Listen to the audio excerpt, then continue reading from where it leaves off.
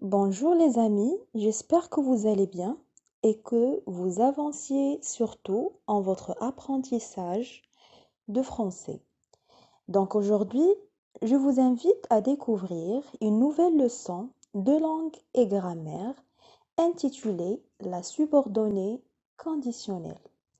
Donc veuillez s'il vous plaît prendre la page 162 de votre manuel. Donc tout d'abord, nous allons commencer par un petit rappel des subordonnées. Donc quand on dit la subordonnée, c'est-à-dire que c'est une phrase composée, nommée aussi complexe. Donc la subordonnée, c'est une phrase composée qui contient deux phrases, la proposition principale plus la proposition subordonnée. Et cette proposition subordonnée, elle est toujours introduite par un moyen de langue ou bien ce qu'on a appelé la conjonction.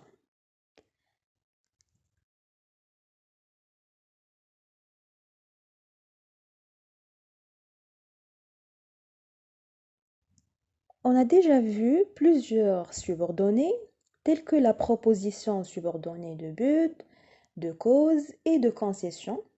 Et là, je cite quelques exemples afin de se rappeler de ce qu'on a déjà vu. Donc, on commence par le premier exemple. Les élèves vont à l'école pour se rappeler. Donc, la première question que je pose, distinguer la phrase ou bien la proposition subordonnée de la proposition principale. On a dit que la proposition subordonnée est introduite par le moyen de langue. Et donc là, le moyen de langue utilisé, c'est pour. Et pour, c'est un moyen de langue qui exprime le but. Et donc on dit que là, on a une proposition subordonnée de but. Deuxième exemple, on fait la même chose. Ahmed s'est absenté de l'école parce qu'il est malade. Donc, où est le moyen de langue utilisé ici? Oui, très bien, c'est parce que. Et parce que c'est un moyen de langue qui exprime la cause. Et donc, on dit que là, on a une proposition subordonnée de cause. Dernier exemple, même si Ahmed est malade, elle est allée à l'école. Et là, même si, c'est la conjonction utilisée dans la phrase. Et même si, c'est une conjonction qui exprime la concession et on dit que c'est une proposition subordonnée de concession.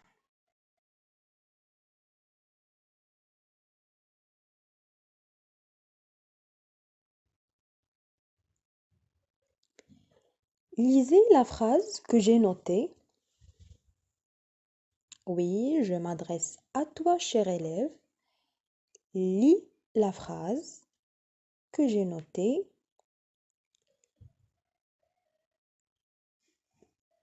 Bien. Allez, je vais vous expliquer cette leçon en partant de cette phrase. Si tu révises tes leçons, tu obtiendras une bonne note. Et je commence par poser la première question. Est-ce que c'est une phrase simple ou bien composée? Comme vous savez, la phrase simple, généralement, il se compose de 3 segments, sujet, verbe, complément. Et c'est une phrase qui est courte. La phrase devant nous, elle est longue. Donc, on dit que c'est une phrase composée et donc c'est une subordonnée. La deuxième question, où est le moyen de langue utilisé dans cette phrase? Très bien. Si, c'est le moyen utilisé dans cette phrase. Dernière question. Distinguer la principale de la subordonnée dans cette phrase. On a dit que la subordonnée, c'est la proposition introduite par le moyen de langue. Donc, la subordonnée, si tu révises tes leçons, et la principale, tu obtiendras une bonne note. Et donc, pour récapituler, on dit que si c'est la conjonction de subordination qui exprime la condition, tu révises tes leçons, c'est la proposition subordonnée conditionnelle, tu obtiendras une bonne note, c'est la proposition principale. On continue. Donc, on est bien d'accord que la phrase « Si tu révises tes leçons, tu obtiendras une bonne note » est une subordonnée conditionnelle. C'est une subordonnée qui exprime la condition. Pourquoi? Parce qu'on a l'utilisation de la conjonction si. Tu révises tes leçons, c'est la subordonnée conditionnelle.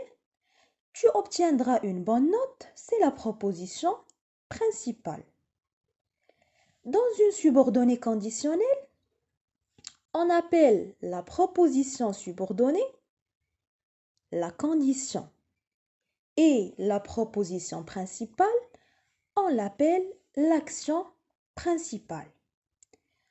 L'action principale peut être une action réalisable comme il peut être une action non réalisable. Je reviens vers la phrase. Si tu révises tes leçons, ça c'est la condition.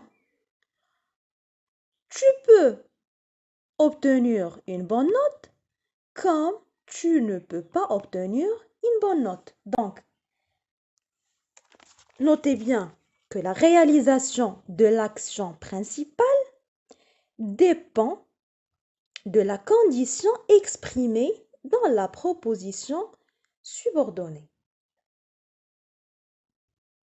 Allons-nous découvrir maintenant la structure de la conjonction si.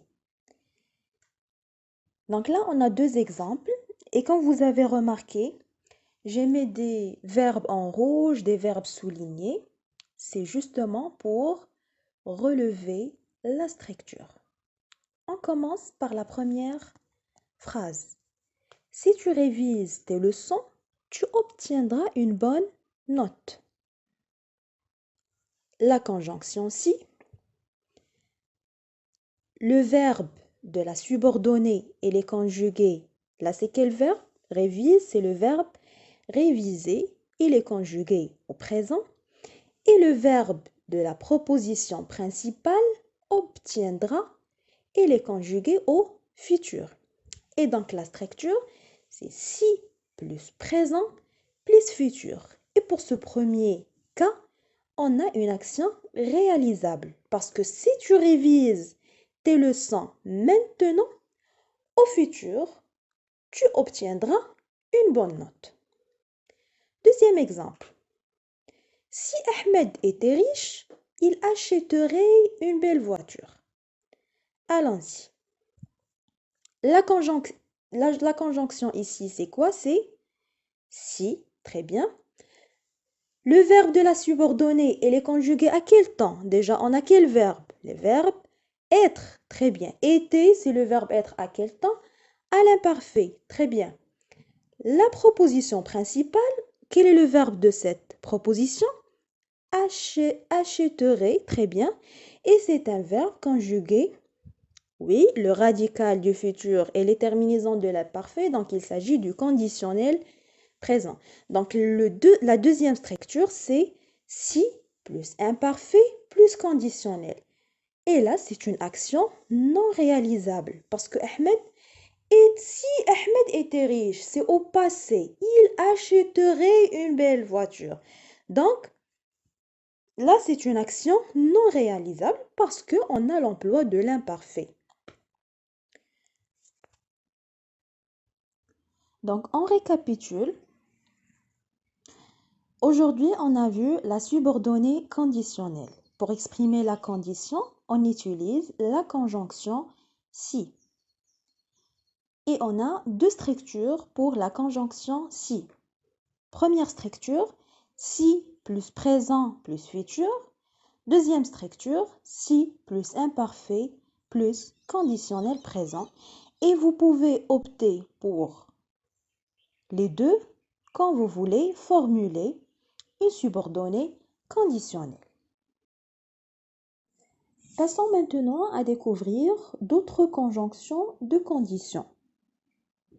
On parle ici de à condition de et à condition que. On commence par le premier exemple. Tu obtiendras une bonne note si tu révises tes leçons. Donc la proposition principale, tu obtiendras une bonne note. Et la proposition subordonnée, tu révises tes leçons. La question, est-ce qu'on a le même sujet dans les deux propositions ou bien on a deux sujets différents? Oui, la réponse c'est qu'on a le même sujet. Le sujet de la principale, c'est tu. Et le sujet de la subordonnée, également, c'est tu.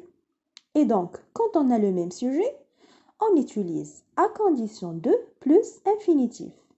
Et si on remplace si par à condition de, on aura la phrase « Tu obtiendras une bonne note à condition de réviser tes leçons ». Deuxième exemple. Si tu restes calme, je t'accompagnerai. La même question. Donc, ici, on a le même sujet ou bien les deux sujets différents? Très bien. On a deux sujets différents.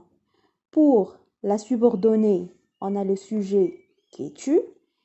Et pour la principale, le sujet c'est je.